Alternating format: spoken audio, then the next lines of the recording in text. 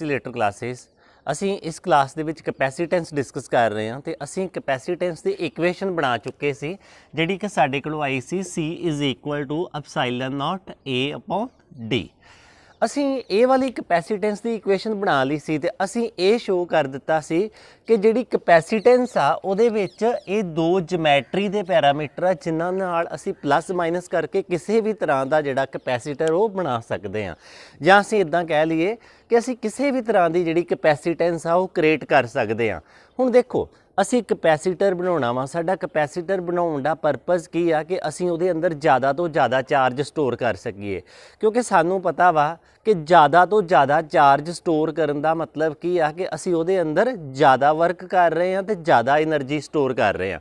ਹੁਣ ਸਾਡੀ ਕੋਸ਼ਿਸ਼ ਆ ਕਿ ਅਸੀਂ ਕੈਪੈਸਿਟੈਂਸ ਨੂੰ ਹੋਰ ਵੀ ਇਹਦੇ ਨਾਲੋਂ ਜ਼ਿਆਦਾ ਵਧਾਇਆ ਜਾਵੇ। ਸੋ ਇਸ ਵਾਸਤੇ ਕੈਪੈਸਿਟੈਂਸ ਨੂੰ ਹੋਰ ਜ਼ਿਆਦਾ ਵਧਾਉਣ ਵਾਸਤੇ ਅਸੀਂ ਕੀ ਕਰਦੇ ਹਾਂ, ਮੰਨ ਲਓ ਸਾਡੇ ਕੋਲੋਂ ਕੀ ਆ ਇੱਥੇ ਇੱਕ ਪੈਰਲਲ ਪਲੇਟ ਕੈਪੈਸਿਟਰ ਆ, ਅਸੀਂ ਇੱਧਰ ਪੈਰਲਲ ਪਲੇਟ ਕੈਪੈਸਿਟਰ ਬਣਾ ਲੈਂਦੇ ਹਾਂ, ਇੱਥੇ ਵੀ ਨੈਗੇਟਿਵ ਪਲੇਟ ਬਣੇਗੀ। ਹੁਣ ਦੇਖੋ ਜਦੋਂ ਅਸੀਂ ਪੈਰਲਲ ਪਲੇਟ ਕੈਪੈਸਿਟਰ ਦੇ ਅੰਦਰ ਇੱਕ ਡਾਈਲੈਕਟ੍ਰਿਕ ਸਲੈਬ ਰੱਖਦੇ ਹਾਂ, ਡਾਈਲੈਕਟ੍ਰਿਕ ਕੀ ਮਤਲਬ ਇੱਕ ਇਨਸੂਲੇਟਰ ਟਾਈਪ ਜਿਹੜੀ ਆ ਇੱਕ ਰੈਕਟੈਂਗੂਲਰ ਸਲੈਬ ਰੱਖਦੇ ਹਾਂ ਤੇ ਅਸੀਂ ਦੇਖਦੇ ਹਾਂ ਕਿ ਇਸ ਪੈਰਲਲ ਪਲੇਟ ਕੈਪੈਸਿਟਰ ਦਾ ਜਿਹੜਾ ਇਲੈਕਟ੍ਰਿਕ ਫੀਲਡ ਵਾ ਉਹ ਘਟ ਜਾਂਦਾ ਵਾ। ਮੈਂ ਇਹ ਗੱਲ ਕਹਿ ਰਿਹਾ ਵਾਂ ਕਿ ਮੰਨ ਲਓ ਜਦੋਂ ਇਹ ਸਲੈਬ ਨਹੀਂ ਸੀ ਰੱਖੀ, ਤੇ ਇਹਦੇ ਅੰਦਰ ਇਲੈਕਟ੍ਰਿਕ ਫੀਲਡ ਸੀ 100, ਬਾਅਦ ਵਿੱਚ ਮੈਂ ਇਹ ਸਲੈਬ ਰੱਖ ਦਿੱਤੀ। ਇਹ ਸਲੈਬ ਨੇ ਕੀ ਕੀਤਾ, ਇਹਦਾ ਅੰਦਰਲਾ ਇਲੈਕਟ੍ਰਿਕ ਫੀਲਡ ਘਟਾਤਾ। ਪਹਿਲਾਂ ਇਹਦੇ ਅੰਦਰ ਇਲੈਕਟ੍ਰਿਕ ਫੀਲਡ ਸੀ ਨਾ, ਕਿਉਂਕਿ ਇੱਧਰ ਪੋਜ਼ਿਟਿਵ ਸੀ ਇੱਧਰ ਨੈਗੇਟਿਵ ਸੀ। ਅਸੀਂ ਪੜ੍ਹਿਆ ਵਾ ਕਿ ਜਦੋਂ ਵੀ ਪੋਜ਼ਿਟਿਵ ਤੇ ਨੈਗੇਟਿਵ ਪਲੇਟਸ ਹੋਣਗੀਆਂ ਤੇ ਉਹਨਾਂ ਦੇ ਵਿੱਚ ਇਲੈਕਟ੍ਰਿਕ ਫੀਲਡ ਹੋਏਗਾ। ਤੇ ਬਾਅਦ ਵਿੱਚ ਅਸੀਂ ਕੀ ਕੀਤਾ, ਬਾਅਦ ਵਿੱਚ ਅਸੀਂ ਇੱਕ ਡਾਈਲੈਕਟ੍ਰਿਕ ਸਲੈਬ ਰੱਖਤੀ ਤੇ ਡਾਈਲੈਕਟ੍ਰਿਕ ਸਲੈਬ ਨੇ ਕੀ ਕੀਤਾ, ਇਹਦਾ ਫੀਲਡ ਘਟਾਤਾ, ਇਲੈਕਟ੍ਰਿਕ ਫੀਲਡ ਘਟਾਤਾ। ਮੈਂ ਮੰਨ ਲੈਂਦਾ ਕਿ ਜਦੋਂ ਡਾਈਲੈਕਟ੍ਰਿਕ ਸਲੈਬ ਰੱਖੀ ਤੇ ਇਹਦੇ ਅੰਦਰ ਫੀਲਡ ਰਹਿ ਗਿਆ 50। ਹੁਣ ਦੇਖੋ ਮੈਂ ਕੋਈ ਹੋਰ ਡਾਈਲੈਕਟ੍ਰਿਕ ਸਲੈਬ ਲੈ ਕੇ ਆਇਆ, ਉਹਨੇ ਮੰਨ ਲਓ ਇਹਦਾ ਜਿਹੜਾ ਫੀਲਡ ਆ ਉਹ 60 ਰਹਿਣਤਾ ਜਾਂ 40 ਰਹਿਣਤਾ ਜਾਂ 20 ਰਹਿਣਤਾ, ਮਤਲਬ ਵੱਖਰੇ ਵੱਖਰੇ ਮਟੀਰੀਅਲ ਦੀਆਂ ਵੱਖਰੀਆਂ ਵੱਖਰੀਆਂ ਡਾਈਲੈਕਟ੍ਰਿਕ ਸਲੈਬਸ ਲੈ ਕੇ ਆਇਆ ਤੇ ਉਹਨਾਂ ਦਾ ਜਿਹੜਾ ਰਿਜ਼ਲਟ ਆ ਉਹ ਵੀ ਵੱਖਰਾ ਵੱਖਰਾ ਹੋਏਗਾ। ਹੁਣ ਦੇਖੋ ਅਸੀਂ ਇਹ ਜਿਹੜੀ ਡਾਈਲੈਕਟ੍ਰਿਕ ਸਲੈਬ ਆ ਨਾ, ਇਹਨੂੰ ਕੋਈ ਕਰੈਕਟਰਿਸਟਿਕਸ ਦੇਣੀ ਆ ਕਿ ਮਤਲਬ ਸਾਨੂੰ ਇਹ ਪਤਾ ਲੱਗ ਜੇ ਕਿ ਅਸੀਂ ਆਹ ਡਾਈਲੈਕਟ੍ਰਿਕ ਸਲੈਬ ਰੱਖਣੀ ਆ ਤੇ ਇਹਨੇ ਕਿੰਨਾ ਪਾਰਟ ਜਿਹੜਾ ਵਾ ਉਹ ਇਲੈਕਟ੍ਰਿਕ ਫੀਲਡ ਘਟਾ ਦੇਣਾ ਵਾ। ਕੋਈ ਨਾ ਕੋਈ ਚੀਜ਼ ਤੇ ਸਾਨੂੰ ਵੈਲਿਊ ਤੇ ਚਾਹੀਦੀ ਆ ਨਾ। ਜਿਵੇਂ ਅਸੀਂ ਰਜਿਸਟੈਂਸ ਯੂਜ਼ ਕਰਦੇ ਹਾਂ, ਰਜਿਸਟੈਂਸ ਦੇ ਵਿੱਚ ਅਸੀਂ ਕੀ ਕਹਿੰਦੇ ਆ ਕਿ ਇਹ 15 ਓਮ ਦੀ ਆ, ਇਹ 20 ਓਮ ਦੀ ਆ। ਅਸੀਂ ਰਜਿਸਟੈਂਸ ਨੂੰ ਇੱਕ ਵੈਲਿਊ ਦਿੱਤੀ ਹੋਈ ਆ 15 ਓਮ ਤੇ 20 ਓਮ। ਉਸੇ ਤਰੀਕੇ ਨਾਲ ਇਸ ਡਾਈ ਇਲੈਕਟ੍ਰਿਕ ਸਲੈਬ ਨੂੰ ਅਸੀਂ ਇੱਕ ਵੈਲਿਊ ਦੇਣੀ ਆ ਤੇ ਉਸ ਵੈਲਿਊ ਤੋਂ ਹੀ ਕੱਲ ਨੂੰ ਅਸੀਂ ਸਮਝ ਲੈਣਾ ਵਾ ਕਿ ਇਹਨੇ ਕਿੰਨਾ ਇਲੈਕਟ੍ਰਿਕ ਫੀਲਡ ਘਟਾ ਦੇਣਾ ਵਾ। ਸੋ ਉਹ ਜਿਹੜੀ ਵੈਲਿਊ ਦੇਣੀ ਆ, ਜਿਵੇਂ ਰਜਿਸਟੈਂਸ ਨੂੰ ਦਿੱਤੀ ਸੀ, ਉਸੇ ਤਰੀਕੇ ਨਾਲ ਇਹ ਡਾਈਲੈਕਟ੍ਰਿਕ ਨੂੰ ਜਿਹੜੀ ਵੈਲਿਊ ਦੇਣੀ ਆ ਨਾ, ਉਸ ਡਾਈਲੈਕਟ੍ਰਿਕ ਦੀ ਵੈਲਿਊ ਨੂੰ ਅਸੀਂ ਬੋਲਦੇ ਆ ਡਾਈਲੈਕਟ੍ਰਿਕ ਕਾਂਸਟੈਂਟ। ਡਾਈ ਇਲੈਕਟ੍ਰਿਕ ਕਾਂਸਟੈਂਟ ਮਤਲਬ ਕੱਲ ਨੂੰ ਅਸੀਂ ਡਾਈਲੈਕਟ੍ਰਿਕ ਕਾਂਸਟੈਂਟ ਦੀ ਵੈਲਿਊ ਦੇਖ ਕੇ ਅਸੀਂ ਆਸਾਨੀ ਨਾਲ ਦੱਸ ਸਕੀਏ ਕਿ ਇਹਨੇ ਕਿੰਨਾ ਇਲੈਕਟ੍ਰਿਕ ਫੀਲਡ ਘਟਾਉਣਾ ਵਾ। ਸੋ ਡਾਈਲੈਕਟ੍ਰਿਕ ਕਾਂਸਟੈਂਟ ਦੀ ਅਸੀਂ ਵੈਲਿਊ ਕਿੱਦਾਂ ਬਣਾਉਂਦੇ ਆ, ਮੰਨ ਲਓ ਪਹਿਲਾਂ ਸਾਡੇ ਕੋਲੋਂ ਫੀਲਡ ਕਿੰਨਾ ਸੀ, E ਸੀ, ਤੇ ਬਾਅਦ ਵਿੱਚ ਇਸ ਡਾਈਲੈਕਟ੍ਰਿਕ ਸਲੈਬ ਦੇ ਆਉਣ ਦੇ ਨਾਲ ਕੀ ਹੋਇਆ, K ਟਾਈਮਸ ਘਟ ਗਿਆ, ਕਿਉਂਕਿ ਅਸੀਂ ਦੇਖ ਰਹੇ ਹਾਂ ਘਟ ਗਿਆ। ਤੇ ਜੇ ਘਟ ਗਿਆ ਤੇ ਹੁਣ ਨਵਾਂ ਕਿੰਨਾ ਵਾ, ਡਾਈਲੈਕਟ੍ਰਿਕ ਰੱਖਣ ਦੇ ਨਾਲ ਉਹ ਇੰਨਾ ਬਣੇਗਾ। ਤੇ ਇਹ ਜਿੰਨੇ ਟਾਈਮਸ ਇਹਨੇ ਇਲੈਕਟ੍ਰਿਕ ਫੀਲਡ ਘਟਾਤਾ ਵਾ ਉਹਨੂੰ ਮੈਂ ਕੀ ਕਹਿ ਰਿਹਾ ਵਾਂ, ਡਾਈਲੈਕਟ੍ਰਿਕ ਕਾਂਸਟੈਂਟ ਕਹਿ ਰਿਹਾ ਵਾਂ। ਤੇ ਇੱਥੋਂ ਇਹਦੀ ਵੈਲਿਊ ਕਿੰਨੀ ਆਏਗੀ, K ਦੀ। ਸਾਨੂੰ ਪਤਾ ਇੱਥੋਂ ਵੈਲਿਊ K ਦੀ ਆਏਗੀ, K = E/ED। ਇੱਕ ਡਾਈਲੈਕਟ੍ਰਿਕ ਕਾਂਸਟੈਂਟ ਦੀ ਮੇਰੇ ਕੋਲੋਂ ਵੈਲਿਊ ਇਹ ਬਣੀ। ਇਹ ਡਾਈਲੈਕਟ੍ਰਿਕ ਕਾਂਸਟੈਂਟ ਇਸ ਇਨਸੂਲੇਟਰ ਦੀ ਇੱਕ ਵਿਸ਼ੇਸ਼ਤਾ ਵਾ। ਇੱਥੋਂ ਮੈਂ ਡਾਈਲੈਕਟ੍ਰਿਕ ਕਾਂਸਟੈਂਟ ਦੀ ਡੈਫੀਨੇਸ਼ਨ ਵੀ ਬਣਾ ਸਕਦਾ ਵਾਂ ਕਿ it is the field without dielectric and field with dielectric. ਕਿ ਪਹਿਲਾਂ ਫੀਲਡ ਕਿੰਨਾ ਸੀ, ਸਾਨੂੰ ਪਤਾ ਵਾ ਕਿ ਇਕੁਏਸ਼ਨ ਦੇ ਵਿੱਚ ਪਹਿਲਾਂ ਫੀਲਡ ਕਿੰਨਾ ਸੀ, E = σ/ε0। ਅਸੀਂ ਇਹ ਚੀਜ਼ ਪ੍ਰੂਵ ਵੀ ਕੀਤੀ ਹੋਈ ਆ ਗੌਸ ਥਿਊਰਮ ਦੀ ਐਪਲੀਕੇਸ਼ਨ ਦੇ ਵਿੱਚ ਕਿ ਦੋ ਪਲੇਟਸ ਦੇ ਵਿੱਚ ਕਿੰਨਾ ਫੀਲਡ ਸੀ। ਮਤਲਬ ਜਦੋਂ ਇਹ ਡਾਈਲੈਕਟ੍ਰਿਕ ਸਲੈਬ ਆਪਾਂ ਨਹੀਂ ਸੀ ਰੱਖੀ, ਆਪਾਂ ਇਹ ਵਾਲੀ ਇਕੁਏਸ਼ਨ ਵਰਤੀ ਵੀ ਸੀ, ਆਪਾਂ ਇਹਨੂੰ 1 ਨੰਬਰ ਕਹਿ ਦਿੰਦੇ ਹਾਂ। ਹੁਣ मैं बाद विच की कीता, इहदे अंदर डाइलैक्ट्रिक स्लैब रखती ते जदों मैं डाइलैक्ट्रिक स्लैब रखी तो ਇਹਦੇ ਅੰਦਰ ਫੀਲਡ ਘਟ ਗਿਆ। ਮੈਂ ਕਹਿੰਦਾ ਕਿ ਮੰਨ ਲਓ ਇਹਦੇ ਅੰਦਰ ਫੀਲਡ ਆ ਗਿਆ ਡਾਈਲੈਕਟ੍ਰਿਕ ਸਲੈਬ ਰੱਖਣ ਦੇ ਨਾਲ ED, ਤੁਸੀਂ E1 E2 ਵੀ ਕਹਿ ਸਕਦੇ ਜੋ, ED ਤੇ ਘਟਿਆ ਵਾ ਨਾ ਪਹਿਲਾਂ ਦੇ ਨਾਲੋਂ। ਇਹਦਾ ਮਤਲਬ ਸਿਗਮਾ ਅਪੋਨ K ਐਪਸਾਈਲਨ 0 ਲਿਖ ਸਕਦਾ ਮੈਂ, ਕਿਉਂਕਿ ED ਦੀ ਵੈਲਿਊ ਕਿੰਨੀ ਆ, ਸਿਗਮਾ ਅਪੋਨ ਐਪਸਾਈਲਨ 0 ਦੀ ਵੈਲਿਊ ਆਪਾਂ E ਕਹੀ ਆ ਉੱਪਰ, E ਬਟਾ K। ਮੇਰੇ ਕੋਲ ਉਹੀ ਇਕੁਏਸ਼ਨ ਬਣ ਗਈ E ਬਟਾ K ED। ED ਕੀ ਆ ਗਈ E बटा K। पर आपां की करना वा, इस इक्वेशन नूं, यह जिहड़ी इक्वेशन है इनू सरफेस चार्ज डेंसिटी के रूप में लिखना वा। साडे कोलों पहला इलैक्ट्रिक फील्ड ऐ सी ते जदों असीं डाइलैक्ट्रिक स्लैब रखी तो K टाइम्स फील्ड घट गया, आपां K नीचे लाता, K टाइम्स फील्ड घट गया। आपां अल्टीमेटली ये देखना वा कि कैपेसिटेंस ते की फर्क पिया। इलैक्ट्रिक फील्ड ते K टाइम घट गया पर कैपेसिटेंस ते की फर्क पिया। जदों साडे कोलों ये वाली इक्वेशन सी ते तुसीं देखिया होएगा कि साडे कोलों कैपेसिटेंस दी इक्वेशन किहड़ी सी। असीं capacitance the starting they which किहड़ी equation बनाई सी, सब तो पहला सिग्मा A, नीचे की सी इलैक्ट्रिक फील्ड सी E ते D। असीं यह कैपेसिटेंस दी इक्वेशन बनाई सी। असीं इस E दी जगह ते आ वाली वैल्यू भरी सी सिग्मा अपॉन एप्सिलॉन 0। साडे कोलों यह वाली इक्वेशन सी पहले नंबर ते, जिहदे तो असीं सॉल्व करके की किया सी, असीं इत्थों इक्वेशन बना ली सी A अपॉन D। यह वाली इक्वेशन आई सी। हुण देखो जिहड़ी नीचे वाला पार्ट है ना, नीचे वाला पार्ट मैं कर रहा वां विद डाइलैक्ट्रिक स्लैब। जदों असीं डाइलैक्ट्रिक स्लैब रखी हुई आ, फिर K टाइम इलैक्ट्रिक फील्ड घट गया, असीं इत्थे बना लिया, ठीक आ। हुण जे असीं कैपेसिटेंस की गल करिए कि नवीं कैपेसिटेंस कितनी आ, क्योंकि इलैक्ट्रिक फील्ड घटण दे नाल इत्थे सानूं पता लग गया इत्थे इलैक्ट्रिक फील्ड कौन आ, इत्थे इलैक्ट्रिक फील्ड नूं रिप्रजेंट कर रही आ सिग्मा अपॉन एप्सिलॉन 0। जे इलैक्ट्रिक फील्ड ही घट गया तो सानूं पता वा कि कैपेसिटेंस ते भी फर्क पैना ही पैना वा। सो C डैश की वैल्यू कितनी आएगी, असीं C डैश की वैल्यू बनाने आ उपर सिग्मा A। सिग्मा ते A नहीं चेंज होने क्योंकि एरिया तो असीं चेंज किया ही नहीं प्लेट्स का, तो सिग्मा सरफेस चार्ज डेंसिटी भी चेंज नहीं की अजे तक। तो नीचे सानू पता लग गया sigma upon K epsilon 0। K आ गया इलैक्ट्रिक फील्ड दे विच ते इत्थे की आ गया D आ। हुण जेकर आपां इहनूं सॉल्व करांगे तो सॉल्व करके साडे कोलों आ रहा वा C dash is equal to K epsilon A बटा D। हुण देखो आपां की करना वा, पहली इक्वेशन दे नाल कंपेयर करना वा। ते पहली इक्वेशन दे नाल आपां कंपेयर किद्दां कर सकदे हां। पहली इक्वेशन किहड़ी सी साडे कोलों, जिहड़ी पहली कैपेसिटेंस दी सी वो एप्सिलॉन A बटा D सी। ते जदों असीं डाइलैक्ट्रिक स्लैब रखी उदों इक्वेशन A वाली आई।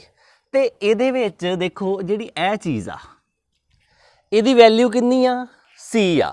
ते मैं इत्थे लिख दिंदा C dash is equal to K, इनू लिख रहा C dash is equal to K ते इहदी value epsilon A upon D दी वैल्यू की आ, पुरानी कैपेसिटेंस आ। यह मेरे कोलों एक नवीं इक्वेशन आ गई। हुण देखो इस इक्वेशन दे विच मैं देखिया कि जदों मैं इहदे अंदर डाइलैक्ट्रिक रखदा वां ना ते उस डाइलैक्ट्रिक स्लैब दा कॉन्स्टेंट कितना वा, K आ। जिन्ने कॉन्स्टेंट का तुसी डाइलैक्ट्रिक इहदे अंदर रखोगे उन्ने टाइम जिहड़ी आ वो कैपेसिटेंस वध जानी आ। हुण देखो मैं एग्जाम्पल के तौर पर कहना, पहला इस पैरलल प्लेट कैपेसिटर की जिहड़ी कैपेसिटेंस सी मान लो 100 सी, मान लो 100 सी। बाद विच मैं की कीता, बाद विच मैं इहदे अंदर एक डाइलैक्ट्रिक रखता ते उस डाइलैक्ट्रिक स्लैब का कॉन्स्टेंट कितना सी, मान लो 2 सी। तो जे मैं 2 डाइलैक्ट्रिक कॉन्स्टेंट की एक स्लैब रखी आ तो नवीं कैपेसिटेंस कितनी बन जानी आ, नवीं capacitance C dash is equal to पुरानी C, क्योंकि KC आया सी साडे कोलों KC ते C कितना वा 100। हुण नवीं कैपेसिटेंस कितनी होगी, 200 होगी। मतलब कैपेसिटेंस की आ वध जाती आ, मतलब इहदी चार्जिंग होल्डिंग कैपेसिटी जिहड़ी आ वो पहलां नालों भी वध गई। सो असीं देखिया कि जदों भी एक कैपेसिटर दे अंदर असीं डाइलैक्ट्रिक स्लैब रखते हैं तो उहदी कैपेसिटी वध जाती है। जाके असीं ये भी देखांगे कि इस डाइलैक्ट्रिक स्लैब कोलों किहड़ी योगता वा सो दैट कि इन्हें इलैक्ट्रिक फील्ड नूं घटाता, क्योंकि इलैक्ट्रिक फील्ड घटिया वा ਪਹਿਲਾਂ 100 ਸੀ मैं बाद ਵਿੱਚ क्या घट गया 100 मैं एग्जाम्पल के तौर पर लै रहा वां ਆਪਾਂ ਇਹਨੂੰ डिटेल ਦੇ ਵਿੱਚ ਪੜਾਂਗੇ ਕਿ ਇਹਦੇ ਵਿੱਚ ਕਿਹੜੀ ਯੋਗਤਾ ਵਾ ਕਿ ਸੋ ਦੈਟ ਕਿ ਇਲੈਕਟ੍ਰਿਕ ਫੀਲਡ ਨੂੰ ਘਟਾ ਸਕਦੀ ਆ। ਹੁਣ ਇਸ ਤੋਂ ਬਾਅਦ ਵਿੱਚ ਅਸੀਂ ਇਸ ਡਾਇਲੈਕਟ੍ਰਿਕ ਕੌਂਸਟੈਂਟ ਦੀ ਇੱਕ ਨਵੀਂ ਡੈਫੀਨੇਸ਼ਨ ਬਣਾ ਲੈਂਦੇ ਆ। ਇੱਥੇ ਸਾਡੇ ਕੋਲੋਂ ਇੱਕ ਨਵੀਂ ਡੈਫੀਨੇਸ਼ਨ ਬਣ ਜਾਏਗੀ। ਇੱਥੇ K ਦੀ ਵੈਲਿਊ ਕੀ ਆਈ ਆ K = C'/C मतलब डाइलैक्ट्रिक कॉन्स्टेंट की आया डाइलैक्ट्रिक कॉन्स्टेंट की आ रेशो आ की रेशो आ it is the ratio of capacitance with dielectric slab C dash की आ कैपेसिटेंस विद डाइलैक्ट्रिक स्लैब ते C की आ कैपेसिटेंस विदाउट डाइलैक्ट्रिक स्लैब। ये साडी की आ एक डाइलैक्ट्रिक कॉन्स्टेंट की डेफिनेशन आ। सो ये साडा आर्टिकल जिहदे विच असीं देखिया कि एक डाइलैक्ट्रिक स्लैब रखण दे नाल जिहड़ी कैपेसिटेंस आ वो किन्ने टाइम्स मल्टीप्लाई हो जाती है। असीं इहदे विच देखिया वा कि जेकर तुसीं डाइलैक्ट्रिक कॉन्स्टेंट की वैल्यू 3 रखोगे तो 3 गुणा कैपेसिटेंस हो जाएगी, जे 4 रखोगे तो 4 गुणा कैपेसिटेंस जिहड़ी आ वध जाएगी। आपां इहदे नाल एक रिलेटेड नूमैरिकल देखते हैं, जिवें साडे कोल क्वेश्चन आ if distance between plates is reduced parallel plate की जिहड़ियां गल कर रहे हैं असीं reduce to half how much time C is increased. हुण देखो मैं तो इत्थे हाफ लिखता वा इत्थे कुछ भी हो सकता वा 2 टाइम्स भी हो सकता 3 टाइम्स भी हो सकता वा 1/3 भी हो सकता 1/5 भी हो सकता वा। तो सानू पूछा गया हाउ मच टाइम जिहड़ी कैपेसिटेंस आ वो इनक्रीज हो जाएगी। हुण देखो साडे कोलों जिहड़ा कैपेसिटेंस का फार्मूला वा जिहड़ा इत्थे लग रहा वो किहड़ा लग रहा वा ए लग रहा जनरल फार्मूला कैपेसिटेंस का ये आ कहंदा जे डिस्टेंस हाफ हो जाए मतलब जिहड़ी न्यू डिस्टेंस आ प्लेट्स की जिहड़ी सैपरेशन आ दोनों प्लेट्स के विच पहला की सी मान लो इस तरीके की प्लेट सी पॉजिटिव पॉजिटिव तो बाद विच की आ ये जिहड़ी डिस्टेंस है ना ये घट के अद्धी रह गई इदा मतलब ये शॉर्ट हो गई आ अद्धी रह गई। हुण न्यू डिस्टेंस कितनी रह गई मतलब सैपरेशन कितनी रह गई D/2 रह गई। तो जे सैपरेशन D/2 रह गई एरिए दे विच ते कोई फर्क नहीं पिया वो प्लेट्स ही आपां चुक के अगे करतियां वा ते नवीं कैपेसिटेंस C' कितनी बनेगी ε0 A तो हुण मैं D की जगह ते की लिखांगा D/2 लिखांगा। तो तुसीं इहनूं सॉल्व करोगे ये कितना आएगा ये इन्ना आएगा। हुण देखो C' = 2ε0 A/D मैं इनू की कह सकदा वां C कह सकदा वां 2 टाइम जिहड़ी कैपेसिटेंस आ वो वध गई आ पहलां दे नालों जेकर असीं इहदी सैपरेशन जिहड़ी आ वो हाफ करती आ। हुण इसे तरीके का कोई होर क्वेश्चन भी पूछा जा सकदा वा कि मैं जिहड़ी सैपरेशन आ इन्हां दी वो 1/3 करती आ फिर मैं इत्थे D/3 ला दांगा जे 1/4 करती आ तो 4 ला दांगा तो जे मैं कहां मैं सैपरेशन नूं वधाता वा 2 टाइम वधाता वा 2 गुणा वधाता वा फिर इत्थे D/2 नहीं आना फिर इत्थे की आना वा 2D आना वा। सो इस तरीके के नूमैरिकल कई बारी पेपर दे विच आ जांदे आ इन्हां नूं नूमैरिकल्स नूं तुसीं ध्यान दे नाल कैपेसिटेंस दे विच करके जाना कैपेसिटेंस दे विच साडे कोल इन्ने क फार्मूले बन जाने आ कि इहदे विचों नूमैरिकल आउण दी संभावना बहुत ज़्यादा हो जाती आ। सो इहनूं ध्यान नाल समझना। हुण असीं अगले गल दे विच असीं देखदे आ energy stored in the capacitor. असीं शुरू तो ही ये गल कर रहे हां कि कैपेसिटर दे अंदर असीं चार्ज स्टोर करते हैं तो चार्ज स्टोर करन लग्गियां सानू की आ वर्क करना पैंदा वा क्योंकि जिहड़ा पहला चार्ज स्टोर कीता हुंदा ना वो जदों नवां चार्ज रखण जाइए उहदे उपर जदों स्टोर करन जाइए तो पहला चार्ज की करदा वा वो रिपल्शन दिंदा वा ते सानू एक्सट्रा वर्क करना पैंदा वा। ते असीं ये गल चंगे तरीके नाल जाण चुके हां कि जदों असीं कैपेसिटर दे उपर चार्ज नूं स्टोर करदे हां ते सानू वर्क करना पैंदा वा ते वो वर्क की आ वो वर्क उस कैपेसिटर दे विच की आ इलैक्ट्रोस्टैटिक पोटैंशियल एनर्जी के रूप में स्टोर हो जाता वा। हुण आपां वो एनर्जी की इक्वेशन बनाउणी आ कि वो जिहड़ी इलैक्ट्रोस्टैटिक पोटैंशियल एनर्जी आ वो किहड़े फैक्टर ते डिपेंड करदी आ मतलब साडे कोलों कोई ना कोई इक्वेशन ते बने जिवें असीं मकैनिक्स दे विच पोटैंशियल एनर्जी की इक्वेशन बनाई आ पोटैंशियल एनर्जी असीं की कहने आ mgh कि मास ते डिपेंड करना वा हाइट ते डिपेंड करना वा ठीक है तो ग्रैविटेशन कॉन्सटेंट पर डिपेंड करना वा। इस तरीके असीं काइनैटिक एनर्जी की इक्वेशन भी बनाई आ 1/2 mv²। तो असीं चाहुंदे आ कि जिहड़ी इहदे अंदर एनर्जी स्टोर होनी आ इस पैरलल प्लेट कैपेसिटर के अंदर ਉਹ એનર્ਜੀ ਦੀ ਇਕੁਏਸ਼ਨ ਵੀ ਸਾਡੇ ਕੋਲੋਂ ਕੁਝ ਇਦਾਂ ਦੇ ਪੈਰਾਮੀਟਰਸ ਦੇ ਵਿੱਚ ਆ ਜਾਏ ਕਿ ਕੱਲ ਨੂੰ ਸਾਨੂੰ ਕੋਈ ਨਿਊਮੈਰੀਕਲ ਆਵੇ ਜਾਂ ਕੱਲ ਨੂੰ ਸਾਨੂੰ ਕੋਈ ਪ੍ਰੈਕਟੀਕਲ ਸਿਚੁਏਸ਼ਨ ਵੀ ਆਵੇ ਤੇ ਅਸੀਂ ਦੱਸ ਸਕੀਏ ਕਿ ਇਹਦੀ ਕੈਪੈਸਿਟੈਂਸ ਇੰਨੀ ਆ ਤੇ ਫਿਰ ਇਹਦੇ ਵਿੱਚ ਇੰਨੀ એનર્ਜੀ ਹੋਏਗੀ। ਸੋ ਅਸੀਂ ਇਹ ਆਰਟੀਕਲ ਸ਼ੁਰੂ ਕਰਦੇ ਹਾਂ। ਮੰਨ ਲਓ ਮੇਰੇ ਕੋਲੋਂ ਕੀ ਆ, ਇੱਕ ਕੈਪੈਸੀਟਰ ਆ, ਕੋਈ ਵੀ ਕੰਡਕਟਰ ਵਾ, ਭਾਵੇਂ ਮੈਂ ਇੱਥੇ ਨੈਗੇਟਿਵ ਪਲੇਟ ਲਾਉਂਦਾ ਵਾਂ ਜਾਂ ਨਹੀਂ ਲਾਉਂਦਾ, ਇੱਕ ਕੈਪੈਸੀਟਰ ਆ। ਹੁਣ ਸਟਾਰਟਿੰਗ ਦੇ ਵਿੱਚ ਮੈਂ ਕੀ ਆ, ਇਸ ਕੰਡਕਟਰ ਨੂੰ ਚਾਰਜ ਦੇਣਾ ਸਟਾਰਟ ਕੀਤਾ। ਜਦੋਂ ਇਹਦੇ ਕੋਲ ਕੋਈ ਚਾਰਜ ਨਹੀਂ ਸੀ, ਮੈਂ ਇਹਨੂੰ ਚਾਰਜ ਦੇਣਾ ਸਟਾਰਟ ਕਰਨਾ ਪੋਜ਼ਿਟਿਵ, ਤੇ ਮੈਨੂੰ ਪਤਾ ਵਾ ਕਿ 1 ਯੂਨਿਟ ਚਾਰਜ ਨੂੰ ਬਿਠਾਉਣ ਵਾਸਤੇ ਕੀਤਾ ਗਿਆ ਕੰਮ ਕੀ ਕਹਾਉਂਦਾ ਵਾ, ਇਲੈਕਟ੍ਰੋਸਟੈਟਿਕ ਪੋਟੈਂਸ਼ੀਅਲ। ਮਤਲਬ ਜੇਕਰ ਤੁਸੀਂ ਕਹੋ ਕਿ work done for 1 unit charge, ਅਸੀਂ ਇਲੈਕਟ੍ਰੋਸਟੈਟਿਕ ਪੋਟੈਂਸ਼ੀਅਲ ਦੀ ਡੈਫੀਨੇਸ਼ਨ 'ਚ ਪੜ੍ਹਿਆ V ਹੁੰਦਾ। ਤੇ ਜੇ ਮੈਂ ਕਹਾਂ ਵਰਕ ਡਨ 2 ਯੂਨਿਟ ਚਾਰਜ, ਤੁਸੀਂ ਕਹੋਗੇ 2V। ਜੇ ਮੈਂ ਕਹਾਂ ਵਰਕ ਡਨ 0.5 ਯੂਨਿਟ ਚਾਰਜ, ਤੇ ਤੁਸੀਂ ਕੀ ਕਹੋਗੇ, 0.5 ਨੂੰ V ਨਾਲ ਮਲਟੀਪਲਾਈ ਕਰ ਦਿਓ। ਤੇ ਹੁਣ ਜੇ ਮੈਂ ਕਹਾਂ ਕਿ work done for DQ charge, ਤੁਸੀਂ ਕਹੋਗੇ DQV ਆ ਜਾਏਗਾ।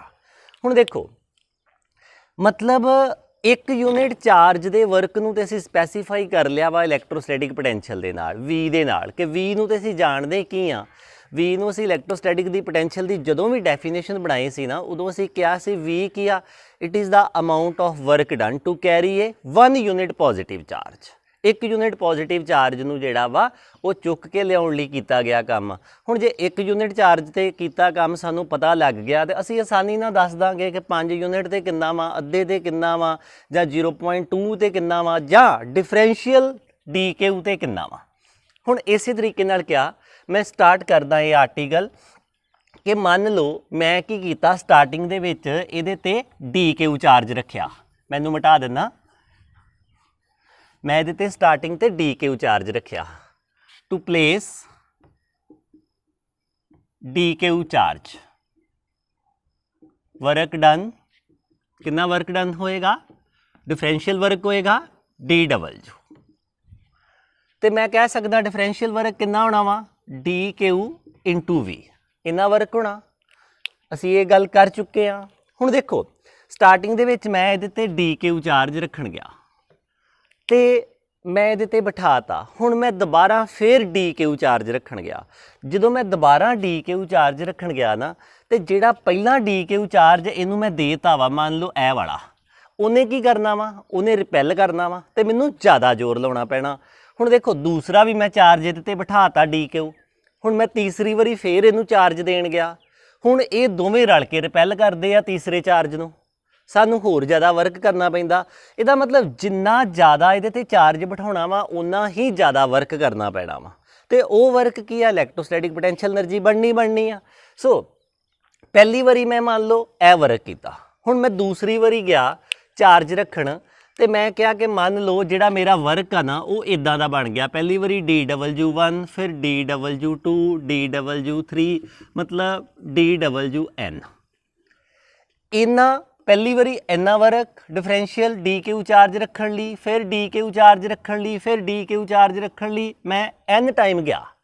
ਤੇ ਮੈਂ ਟੋਟਲ ਚਾਰਜ ਕਿੰਨਾ ਬਿਠਾਤਾ, ਮੈਂ ਇਹਦੇ ਤੇ ਟੋਟਲ ਚਾਰਜ ਜਿਹੜਾ ਵਾ ਕਿੰਨਾ ਬਿਠਾ ਦੇਣਾ ਵਾ, Q।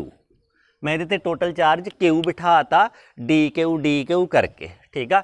ਹੁਣ ਦੇਖੋ, ਜਾਂ ਤੇ ਮੈਂ ਆ ਸਾਰੇ ਵਰਕ ਕੈਲਕੂਲੇਟ ਕਰਾਂ, ਇਹ ਵਾਲੇ DW1, DW2, DW3, DWN, ਤੇ ਉਹ ਸਾਰੇ ਵਰਕ ਨੂੰ ਜੋੜਦਾ, ਤੇ ਜੋ ਉਹਦਾ ਜੋੜ ਆਏਗਾ ਤੇ ਮੈਂ ਕਹਾਂਗਾ ਇੰਨਾ ਵਰਕ ਕਰਨਾ ਪਿਆ ਤੇ ਇੰਨੀ એનર્ਜੀ ਇਹਦੇ ਅੰਦਰ ਕੀ ਆ, ਸਟੋਰ ਹੋ ਗਈ ਆ। ਪਰ ਮੈਂ ਕੀ ਕਰਦਾ ਵਾਂ, ਇਸ ਤਰੀਕੇ ਨਾਲ ਵਰਕ ਨੂੰ ਜੋੜਨਾ ਆਸਾਨ ਨਹੀਂ ਰਹੇਗਾ, ਕਿਉਂਕਿ ਇਹ ਜਿਹੜਾ ਵਰਕ ਆ ਨਾ, ਉਹ ਅਲੱਗ-ਅਲੱਗ ਵਾ। ਜਦੋਂ ਪਹਿਲੀ ਵਾਰੀ ਰੱਖਣ ਗਏ ਸੀ ਥੋੜਾ ਵਰਕ ਕਰਨਾ ਪਿਆ ਸੀ, ਜਦੋਂ ਦੂਸਰੀ ਵਾਰੀ ਰੱਖਣ ਗਏ ਜ਼ਿਆਦਾ ਵਰਕ ਕਰਨਾ ਪਿਆ, ਫਿਰ ਤੀਸਰੀ ਵਾਰੀ ਹੋਰ ਜ਼ਿਆਦਾ ਵਰਕ ਕਰਨਾ ਪਿਆ। ਇਹ ਸਾਰਾ ਵਰਕ ਕੀ ਆ, ਇਹ ਸਾਰਾ ਵਰਕ ਜਿਹੜਾ ਵਾ ਉਹ ਅਲੱਗ-ਅਲੱਗ ਆ। ਆਪਾਂ ਇਹਨੂੰ ਮੈਥਮੈਟੀਕਲ ਆਪਰੇਟਰ ਦੇ ਨਾਲ ਸੋਲਵ ਕਰਦੇ ਹਾਂ। ਅਸੀਂ ਕਹਿੰਦੇ ਹਾਂ ਕਿ total work W for placing charge Q।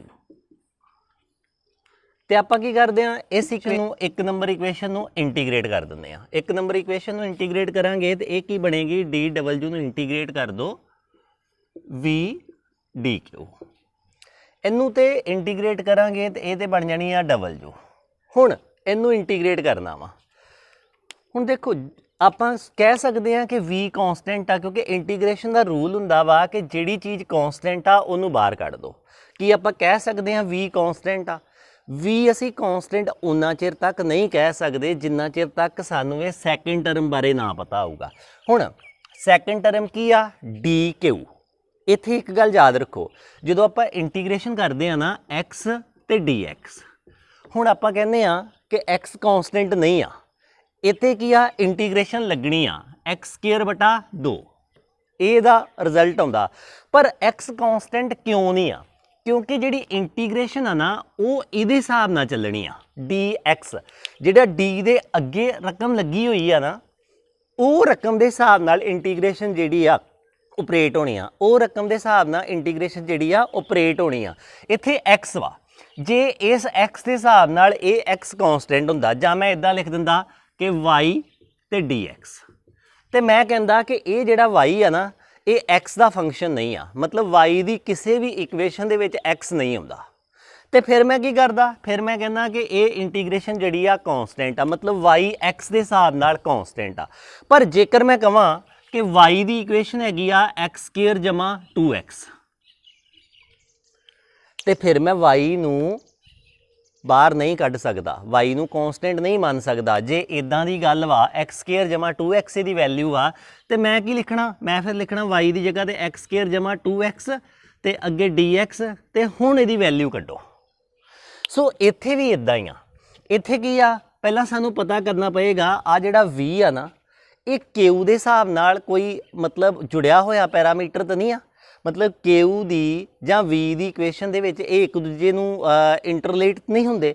ਤੇ ਸਾਨੂੰ ਪਤਾ ਵਾ ਕਿ ਕੈਪੈਸੀਟੈਂਸ ਦੀ ਜਿਹੜੀ ਸਾਡੇ ਕੋਲੋਂ ਇਕੁਏਸ਼ਨ ਸੀ C = Q/V, ਤੇ ਮੈਂ ਇੱਥੋਂ ਇਹ ਗੱਲ ਕਹਿ ਸਕਦਾ ਵਾਂ ਕਿ V ਕਿਹਦੇ ਬਰਾਬਰ ਆ, Q/C ਦੇ, Q/C ਦੇ। ਇਹਦਾ ਮਤਲਬ ਜਿਹੜਾ V ਆ ਨਾ ਉਹ Q ਤੇ ਡਿਪੈਂਡ ਕਰਦਾ ਵਾ। ਜੇ V Q ਤੇ ਡਿਪੈਂਡ ਕਰਦਾ ਤੇ ਆਪਾਂ V ਨੂੰ ਬਾਹਰ ਨਹੀਂ ਕੱਢ ਸਕਦੇ। ਆਪਾਂ ਕੀ ਕਰਾਂਗੇ, ਇੱਥੇ V ਦੀ ਵੈਲਿਊ ਲਿਖਾਂਗੇ Q/C ਤੇ DQ। ਹੁਣ ਦੇਖੋ ਆਪਾਂ C ਨੂੰ ਬਾਹਰ ਕੱਢ ਸਕਦੇ ਹਾਂ, ਕੈਪੈਸੀਟੈਂਸ ਨੂੰ। ਕਿਸੇ ਵੀ ਕੰਡਕਟਰ ਦੀ ਜਿਹੜੀ ਕੈਪੈਸੀਟੈਂਸ ਆ ਨਾ ਉਹ ਕੌਂਸਟੈਂਟ ਹੁੰਦੀ ਆ। ਆਪਾਂ ਇਹ C ਨੂੰ ਬਾਹਰ ਕੱਢ ਲੈਂਦੇ ਆ 1/C, ਤੇ ਅੰਦਰ ਕੀ ਰਹਿ ਗਿਆ, QDQ। ਹੁਣ ਦੇਖੋ ਇਹ ਤੇ ਇਕੁਏਸ਼ਨ ਉੱਦਾਂ ਦੀ ਬਣ ਗਈ ਨਾ ਕਿ ਅਸੀਂ ਕਿਹਾ ਕਿ ਅੰਦਰ ਰਹਿ ਗਿਆ QDQ, ਇੱਥੇ ਕੀ ਸੀ x dx, ਤੇ ਸਾਡੇ ਕੋਲੋਂ ਵੈਲਿਊ ਕੀ ਆਈ ਸੀ x²/2, ਤੇ ਆਪਾਂ ਇਹਦੀ ਵੈਲਿਊ ਕੀ ਕੱਢ ਦਿੰਦੇ ਆ, ਇਹਦੀ ਵੈਲਿਊ ਸਾਡੇ ਕੋਲੋਂ ਆਏਗੀ W = 1/C Q²/2। ਮੇਰੇ ਕੋਲੋਂ ਇੱਕ ਵੈਲਿਊ ਇਹ ਆਈ ਵਰਕ ਦੀ, ਇੰਨਾ ਵਰਕ ਕਰਨਾ ਪਿਆ, ਤੇ ਇਸ ਵਰਕ ਨੂੰ ਮੈਂ ਕੀ ਕਹਿ ਦਿੰਦਾ ਵਾਂ, ਇਹ ਵਰਕ ਹੈਗਾ ਵਾ ਪੋਟੈਂਸ਼ੀਅਲ એનર્ਜੀ ਜਿਹੜੀ ਇਹਦੇ ਅੰਦਰ ਸਟੋਰ ਹੋ ਗਈ। ਮਤਲਬ ਕੈਪੈਸੀਟਰ ਦੇ ਅੰਦਰ ਇੰਨੀ એનર્ਜੀ ਸਟੋਰ ਹੋਈ। ਜੇ ਤੁਹਾਨੂੰ ਕੱਲ ਨੂੰ ਕਿਹਾ ਜਾਵੇ ਕਿ ਇੱਕ ਕੈਪੈਸੀਟਰ ਆ, ਉਹਦੀ ਕੈਪੈਸੀਟੈਂਸ C ਆ ਤੇ ਉਹਦੇ ਉੱਤੇ ਚਾਰਜ Q ਆ, ਤੇ ਕਿੰਨੀ એનર્ਜੀ ਸਟੋਰ ਹੋਣੀ ਆ, 1/2 Q²C। ਇੰਨੀ ਵੈਲਿਊ ਤੁਸੀਂ ਨਿਊਮੈਰੀਕਲ ਦੇ ਵਿੱਚ ਕੱਢ ਦੇਣੀ ਆ। ਪਰ ਦੇਖੋ ਸਾਡੇ ਕੋਲੋਂ ਕੱਲੀ ਇਹੋ ਇਕੁਏਸ਼ਨ ਨਹੀਂ ਬਣਨੀ, ਸਾਨੂੰ ਪਤਾ ਵਾ ਕਿ ਇੱਥੋਂ ਆਪਾਂ ਕੀ ਬਣਾ ਸਕਦੇ ਹਾਂ, Q ਦੀ ਵੈਲਿਊ ਕੀ ਪਤਾ ਬਣਾ ਸਕਦੇ ਹਾਂ, ਵੀ ਨੋ ਉਸ ਇਕੁਏਸ਼ਨ ਤੋਂ ਦੇਖੋ Q = CV, Q = CV ਲਿਖ ਸਕਦੇ ਹਾਂ। ਤੇ ਮੈਂ ਇੱਥੇ ਇਸ Q ਦੀ ਜਗ੍ਹਾ ਤੇ CV ਲਿਖ ਦਿੰਦਾ। ਤੇ ਜੇ ਮੈਂ ਇਸ ਇਕੁਏਸ਼ਨ ਦੇ ਵਿੱਚ Q ਦੀ ਜਗ੍ਹਾ ਤੇ CV ਲਿਖਾਂ ਤੇ ਮੇਰੇ ਕੋਲੋਂ ਇਕੁਏਸ਼ਨ ਕੀ ਬਣਨੀ ਆ, 1/2 C ਉੱਪਰ Q² ਆ, ਉਹਦੀ ਜਗ੍ਹਾ ਤੇ C² V², ਤੇ ਨੀਚੇ ਵਾਲੀ C ਕੱਟੀ ਜਾਣੀ ਆ ਇਹ ਵਾਲੀ ਇਹਦੇ ਨਾਲ।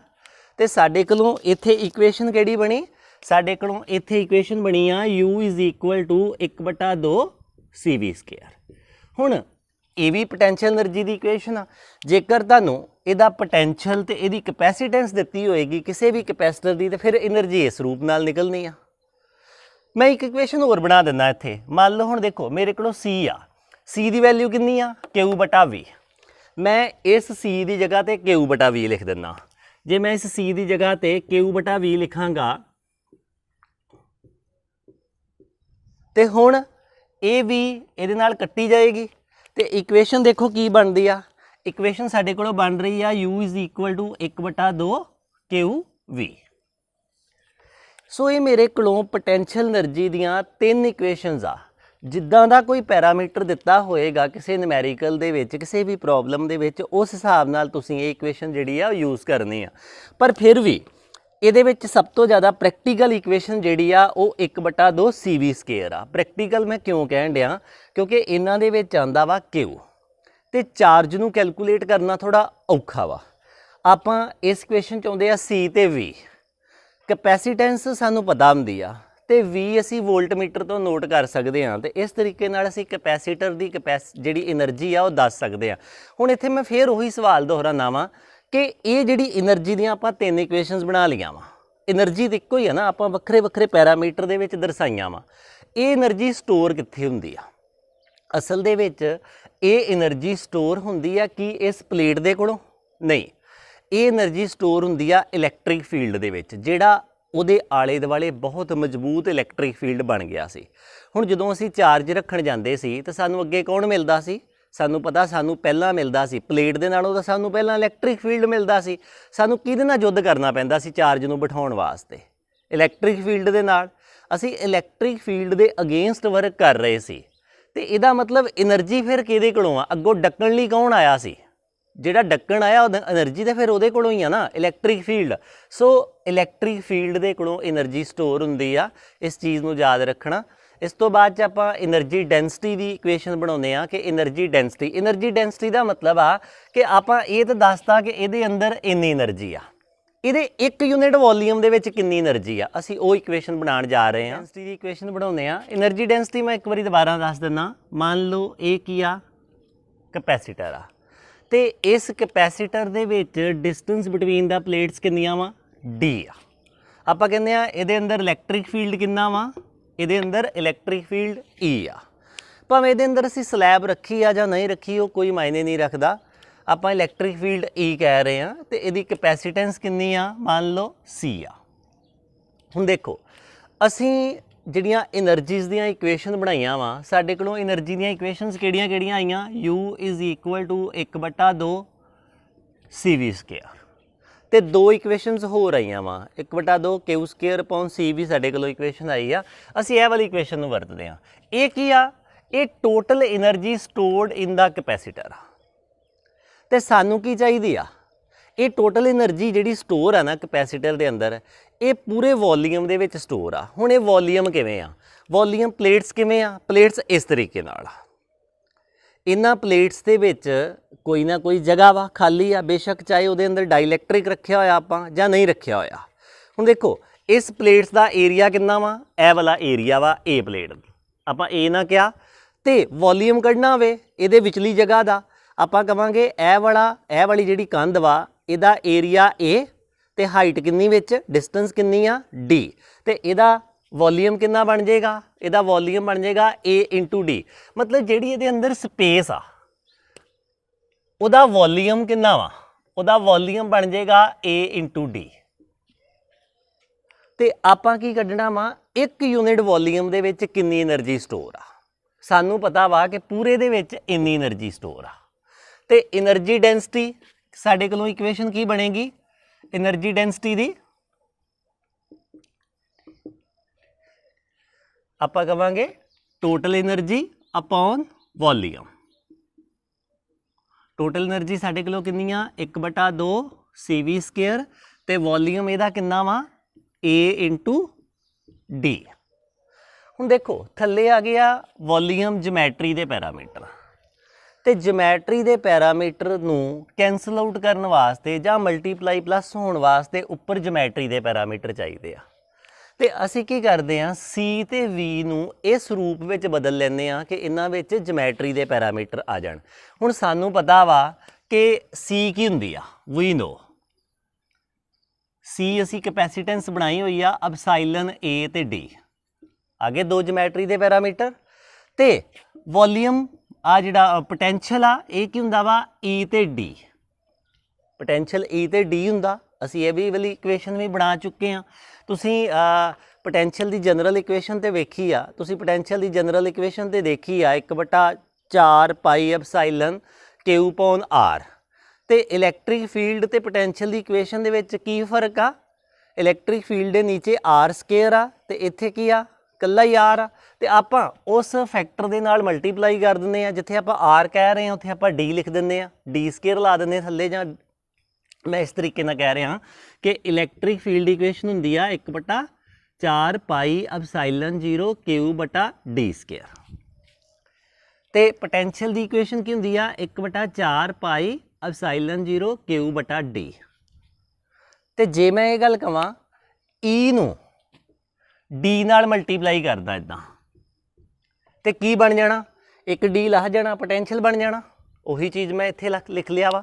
ਹੁਣ ਇਹ ਦੋਨੋਂ ਵੈਲਿਊਜ਼ ਮੈਂ ਉੱਪਰ 1 ਨੰਬਰ ਇਕੁਏਸ਼ਨ 'ਚ ਭਰਨ ਲੱਗਾ ਤੇ ਮੇਰੇ ਕੋਲੋਂ એનર્ਜੀ ਡੈਂਸਿਟੀ ਦੇਖੋ ਕੀ ਆਈ ਆ, 1/2 C ਦੀ ਵੈਲਿਊ ਐਪਸਾਈਲਨ ਨੋਟ A/D, V ਦੀ ਵੈਲਿਊ E² × D², ਕਿਉਂਕਿ ਇੱਥੇ V² ਆ ਨਾ, E² D²।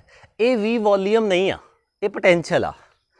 ਤੇ ਨੀਚੇ A × D। ਹੁਣ ਦੇਖੋ ਕੀ ਕੀ ਕੱਟਿਆ ਜਾ ਸਕਦਾ, 2D ਆ, ਇਹ ਇਹਦੇ ਨਾਲ ਕੱਟੀ ਜਾਣੀ, A ਨਾਲ A ਕੱਟਿਆ ਜਾਣਾ। ਤੇ ਸਾਡੇ ਕੋਲੋਂ એનર્ਜੀ ਡੈਂਸਿਟੀ ਦੀ ਇਕੁਏਸ਼ਨ ਰਹਿ ਜਾਣੀ ਆ, 1 ਯੂਨਿਟ ਵੋਲੀਅਮ ਦੇ ਵਿੱਚ એનર્ਜੀ ਡੈਂਸਿਟੀ 1/2 ਐਪਸਾਈਲਨ ਨੋਟ E²। ਹੁਣ ਦੇਖੋ એનર્ਜੀ ਡੈਂਸਿਟੀ ਮਤਲਬ ਕੀ ਹੋ ਗਿਆ, એનર્ਜੀ ਡੈਂਸਿਟੀ ਦਾ ਮਤਲਬ ਤੇ ਹੋ ਗਿਆ ਨਾ ਕਿ 1 ਯੂਨਿਟ ਵੋਲੀਅਮ ਦੇ ਵਿੱਚ ਕਿੰਨੀ એનર્ਜੀ ਆ। ਮੰਨ ਲਓ ਇਹਦਾ ਵੋਲੀਅਮ ਇੰਨਾ ਵਾ ਤੇ ਇਹਦਾ 1 ਯੂਨਿਟ ਵੋਲੀਅਮ ਸਿਰਫ ਇੰਨਾ ਗਾ, ਉਹਦੇ ਵਿੱਚ ਕਿੰਨੀ એનર્ਜੀ ਆ, ਇੰਨੀ એનર્ਜੀ ਆ। ਤੇ ਅਸੀਂ ਦੇਖਿਆ ਪਹਿਲਾਂ ਵੀ ਕਿਹਾ ਸੀ ਕਿ એનર્ਜੀ ਕਿੱਥੇ ਸਟੋਰ ਹੁੰਦੀ ਆ, ਇਲੈਕਟ੍ਰਿਕ ਫੀਲਡ ਦੇ ਵਿੱਚ। ਇੱਥੇ ਇਲੈਕਟ੍ਰਿਕ ਫੀਲਡ ਹੀ ਆਇਆ ਨਾ, ਇਹਦਾ ਮਤਲਬ એનર્ਜੀ ਡੈਂਸਿਟੀ ਦੀ ਇਕੁਏਸ਼ਨ ਦੇ ਵਿੱਚ ਇਲੈਕਟ੍ਰਿਕ ਫੀਲਡ ਆਇਆ, ਤੇ ਇਹਦਾ ਮਤਲਬ ਇਲੈਕਟ੍ਰਿਕ ਫੀਲਡ ਦੇ ਵਿੱਚ ਹੀ એનર્ਜੀ ਸਟੋਰ ਹੁੰਦੀ ਆ। ਸੋ ਸਾਡੀ ਇਹ એનર્ਜੀ ਡੈਂਸਿਟੀ ਦੀ ਇਕੁਏਸ਼ਨ ਆ। ਅਸੀਂ ਇਸ ਕਲਾਸ ਦੇ ਵਿੱਚ ਪਹਿਲਾਂ એનર્ਜੀ ਦੀ ਇਕੁਏਸ਼ਨ ਬਣਾਈ ਆ ਕਿ એનર્ਜੀ ਦੀ ਇਕੁਏਸ਼ਨ ਕੀ ਹੁੰਦੀ ਆ। ਉਹਦੇ 'ਚ ਅਸੀਂ ਦੇਖਿਆ ਕਿ 3 ਇਕੁਏਸ਼ਨਸ ਬਣਦੀਆਂ ਵਾ। ਬਾਅਦ ਵਿੱਚ ਅਸੀਂ 1 ਯੂਨਿਟ ਵੋਲੀਅਮ ਦੇ ਵਿੱਚ એનર્ਜੀ ਕੱਢੀ ਆ ਕਿ 1 ਯੂਨਿਟ ਵੋਲੀਅਮ 'ਚ ਇਹਦੇ ਕਿੰਨੀ એનર્ਜੀ ਆ, ਸੋ ਦੈਟ ਕਿ ਸਾਨੂੰ ਪਤਾ ਲੱਗ ਜੇ ਨਾ ਅਸੀਂ ਕਿੰਨੇ ਯੂਨਿਟ ਦਾ ਵੋਲੀਅਮ ਦਾ ਜਿਹੜਾ ਵਾ ਇਹ ਬਣਾਉਣਾ ਵਾ ਕੈਪੈਸੀਟਰ। ਸੋ ਇਸ ਦੇ ਨਾਲ ਹੀ ਆਪਾਂ ਇਹਨੂੰ ਖ਼ਤਮ ਕਰਦੇ ਹਾਂ। ਬਾਕੀ ਨੈਕਸਟ ਕਲਾਸ ਦੇ ਵਿੱਚ ਮਿਲਦੇ ਹਾਂ ਸਫੈਰੀਕਲ ਕੈਪੈਸਿਟਰਸ ਦੇ ਨਾਲ। ਧੰਨਵਾਦ।